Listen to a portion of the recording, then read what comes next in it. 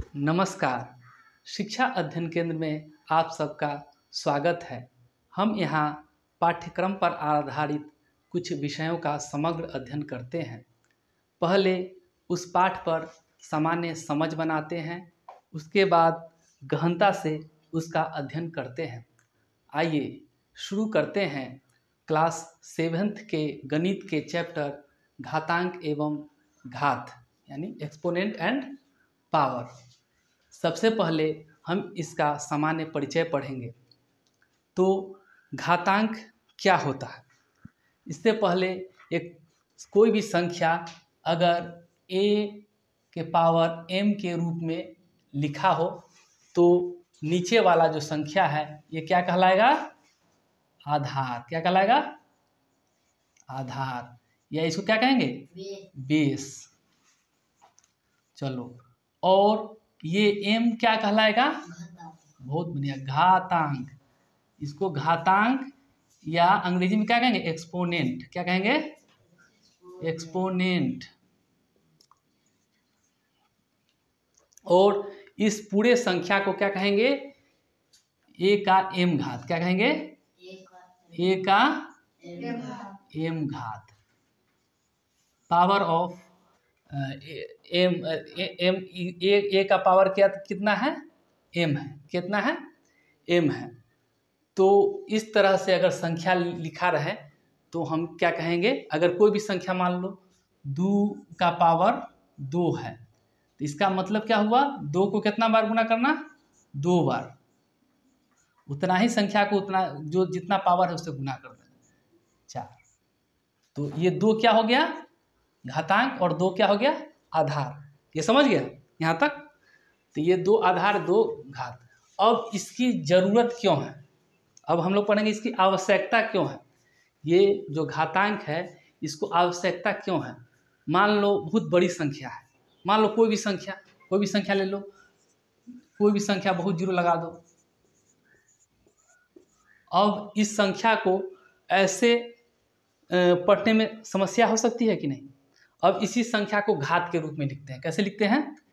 घात के रूप में। इसको घातांकीय रूप, इसको लिखेंगे 64 64 गुने 10 के पावर कितना? कितना जीरो है बताओ? 7। कितना है? 7। तब बताओ कितना आसानी से लिख दिए। तो घातांक का प्रयोग क्या होगा, क्या करने के लिए हो सकता है? जो बड़ी से बड़ी संख्याएं हैं उसको दर्शाने के लिए। तब देखो, ये तो घातांकीय रूप, इसको क्या कहेंगे? घातांकीय रूप। इस संख्या को किस रूप में लिख दिए? घातांकीय रूप में, एक्सपोनेंशियल फॉर्म में। अब ये स्टैंडर्ड नहीं है। स्टैंडर्ड क्यों नहीं है? क्योंकि ये स्टैंडर्ड रहने के लिए ये किसके किसके बीच होना चाहिए? 1 और 10 के बीच में। किसके बीच में? 1 और 10 के बीच में। तो इसका मानक रूप क्या हो जाएगा? 6.4, और इसका एक पावर बढ़ जाएगा 10 के पावर 8। ये क्योंकि नीचे हम लोग क्या किए? 10 से भाग कर दिए और फिर 10 से गुना कर दिए, 10 से गुना कर दिए, तो इसका पावर जुड़ जाता है। ये आगे इसके नियम जो पढ़ेंगे उसमें समझ आ जाएगा।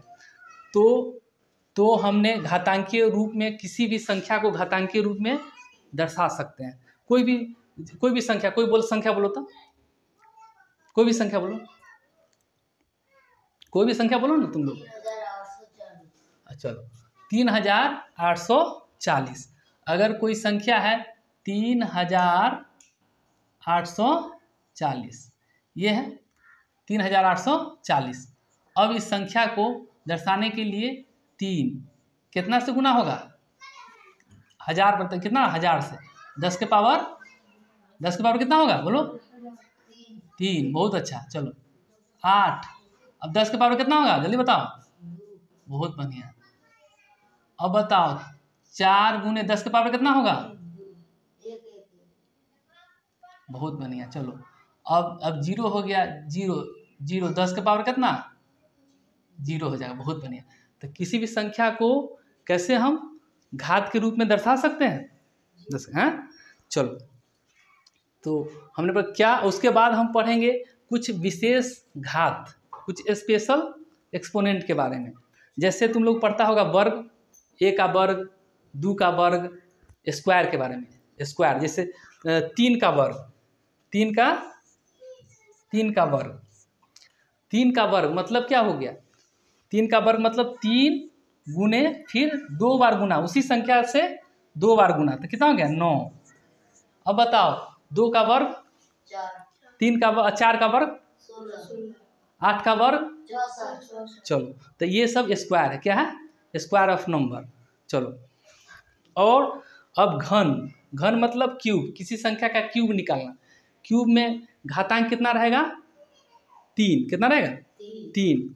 अब बताओ इसमें 2 है, स्क्वायर में कितना है? 2, और इसमें कितना रहेगा?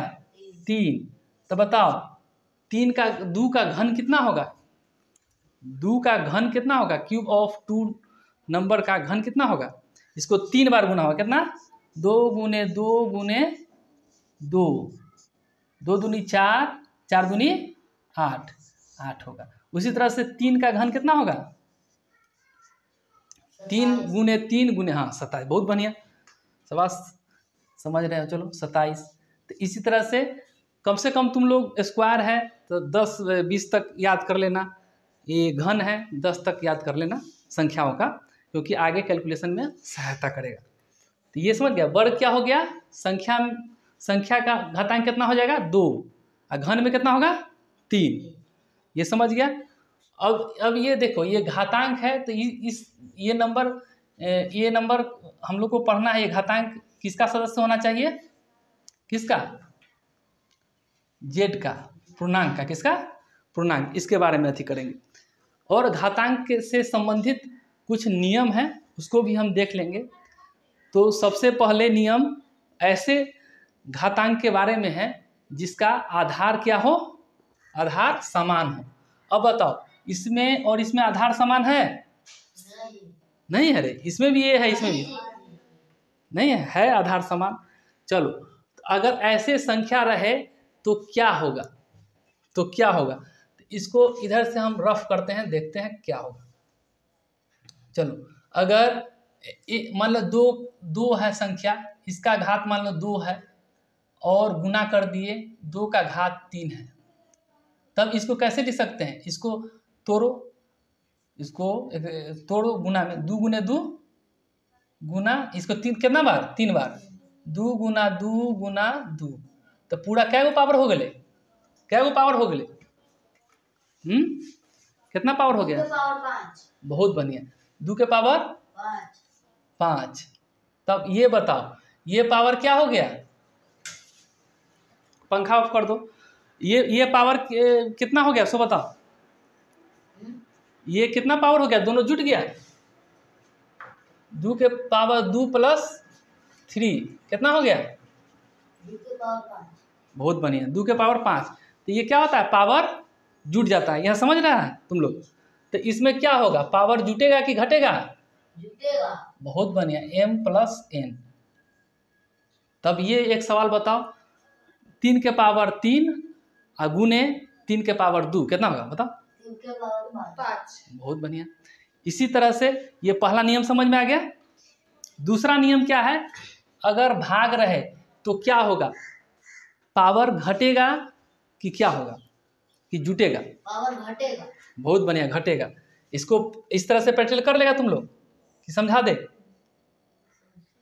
देखो जैसे मान लो 2 को पावर 3 है और 2 के पावर 2 है, तब बताओ 2 गुने 2 गुने 2 और फिर 2 गुने 2 कट जाएगा तो कितना? 2 के पावर नहीं कुछ है तो मतलब 1। क्या है? 1। इसको ऐसे भी लिख सकते हैं, 2 3 के पावर माइनस 2 बराबर 2 के पावर 1। सेम है। तो इसमें क्या होता है? पावर घट जाता है। बहुत बढ़िया, a के पावर m माइनस n। कोई बच्चा ऐसा जो नहीं समझ रहा है?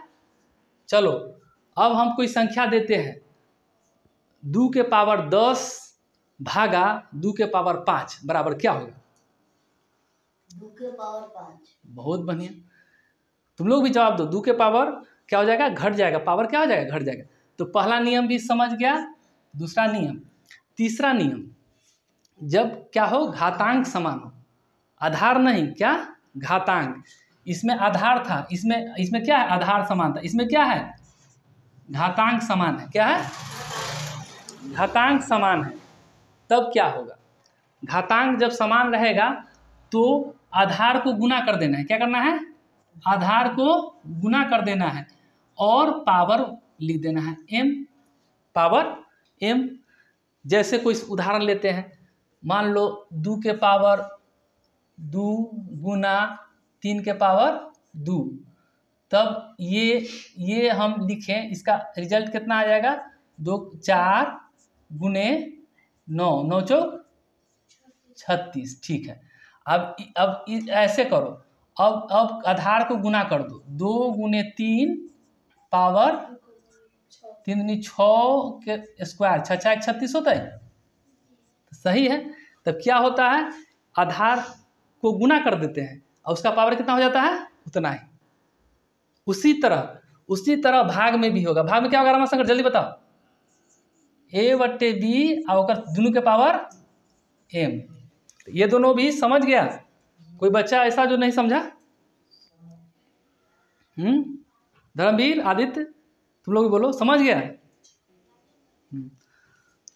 चलो, अब कुछ विशेष नियम, अगर कोई भी संख्या हो, कोई भी वास्तविक संख्या, उसका पावर 0 होगा। कितना होगा, 0, तो उसका मान क्या होगा, उसका मान हमेशा 1 होगा। क्या होगा, 1। इस कैसे सिद्ध करो, मान लो कोई संख्या है, कोई संख्या मान लो a है, कोई संख्या a है, उसका पावर m है। कितना, इसको भाग दे दी m से, तब बताओ अगर दोनों आधार समान है तो क्या होगा, घटेगा पावर m माइनस m। तब बताओ m में से 4 रुपया तुमको दिया, फिर 4 रुपया ले लिए, तो कितना बचा, बोलो, 0। बहुत बढ़िया, तो 0, तो a के पावर कितना हो गया, 0। अब हर और अंश दोनों समान है, तो कट के कितना हो जाएगा, बहुत नहीं, a के पावर 0 कितना हो गया, 1। तो कोई भी संख्या के पावर 0 रहती तो कितने होते, ये क्लियर।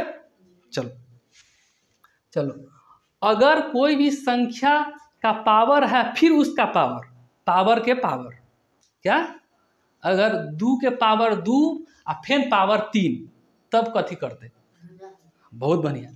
तब रमाशंकर अच्छा जवाब दे रहा है। चलो, अगर ये क्या हो जाएगा, गुना हो जाएगा, क्या हो जाएगा, m इंटू n। अगर मान लो कोई संख्या है 2 को पावर 3 और फिर उसका पावर 2, तो कितना हो जाएगा, 2, ये दोनों में गुना हो जाएगा, 3 दूनी 6। ये नियम समझा। चलो, एक अतिरिक्त, अगर कोई संख्या -1 है, क्या है, -1 कोई, और उसका पावर क्या है, सम संख्या। सम संख्या क्या होता है, कोई बच्चा बताएगा, जो 2 से कट जाए। हाँ, बहुत बढ़िया, जो जिसमें 2 से भाग लग जाए, तो वो क्या हो जाएगा, सम संख्या। तो सम संख्या रहे तो क्या होगा, मान लो -1 है, उसका पावर 2, तो कितना आ जाएगा बताओ, -1 इंटू -1 कितना आ जाएगा, जल्दी बताओ, +1 या 1, क्या है, +1। तो अगर सम रहे तो कितना होगा, 1 आएगा। क्या आएगा, 1। अगर आप बताओ -1 का पावर 4 कितना आएगा, 1। बहुत सुंदर। चलो, -1 का 6, 1 क्या आएगा, मतलब प्लस आएगा। लेकिन विषम संख्या हो, जैसे 3 हो गया, जिसमें 2 से भाग नहीं लगे, तो देखो तो कैसे होगा, देखो, -1 गुने -1 गुने -1 plus minus plus plus minus, क्या -1, तो क्या आएगा इसका रिजल्ट, -1। चलो, -1 का पावर 3, -1 का पावर 5, -1। चलो, -1 का पावर 8, तुम बताओ, 1 सही बताओ, -1 का पावर 8, -1। अरे गधा, सम संख्या नहीं 8 है, 1 होगा। क्या होगा, चलो, यहाँ तक समझ गया। सुनो, घातांक और घात के बारे में क्लियर, तुम लोगों को इतना नियम ये परिचय और नियम पढ़ना है, तो इसको अच्छी तरह से अच्छी तरह से तुम लोग एक बार लिख लेना। और इसके साथ ही यह चैप्टर संपन्न हुआ, और इसके साथ ही ये चैप्टर संपन्न हुआ। आशा है आप लोग इसे अच्छी तरह समझ गए होंगे। यदि यह मेरा कार्य आप लोगों को सार्थक लग रहा है तो मेरे इस चैनल पर लाइक, सब्सक्राइब एवं कमेंट करें। समय देने के लिए धन्यवाद। जय हिंद।